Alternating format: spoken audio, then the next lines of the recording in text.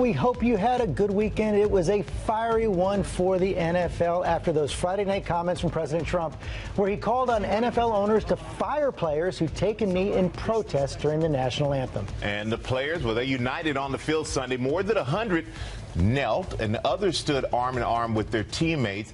And some teams chose not to take the field during the national anthem.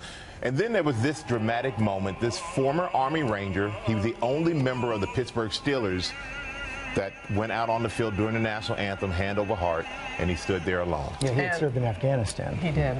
And millions taking to social media, as you can imagine. These hashtags sparked 3.8 million tweets, many of those supporting the protests, others against it. And the president, well, doubling down, drawing a line, tweeting, "Standing with locked arms is good, kneeling is not acceptable."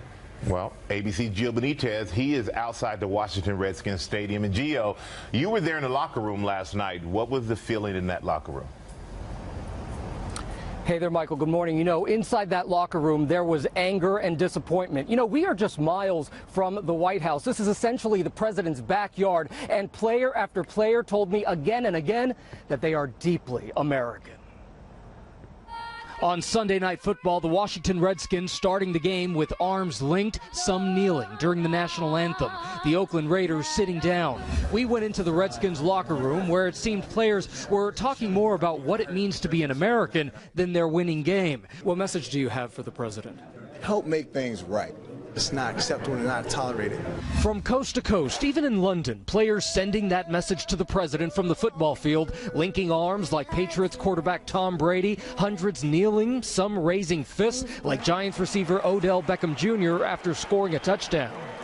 The players putting on an unprecedented display of solidarity for their league, blasted this weekend by President Trump for allowing them to kneel in protest of racial injustice.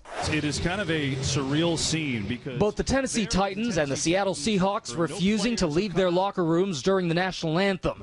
The Pittsburgh Steelers also absent from the sideline during the anthem, all except one, former Army Ranger Alejandro Villanueva. The firestorm beginning Friday with Trump speaking at a rally in Alabama. Wouldn't you love to see one of these NFL owners, when somebody disrespects our flag, to say, "Get that son of a off the field right now, out, he's fired. He's fired!"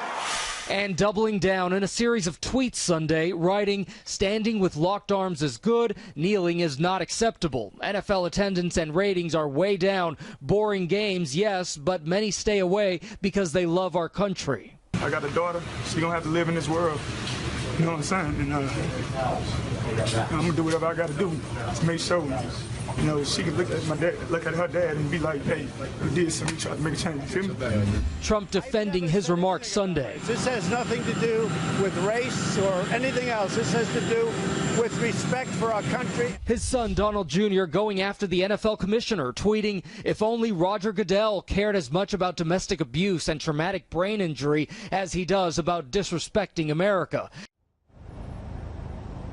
And overnight, NFL Commissioner Roger Goodell told Sports Illustrated that the way that the league reacted to the president's remarks actually made him very proud. And when he was asked if he was bothered by the president's words, he said this: "No, we live in an imperfect society. A public discourse makes us strong."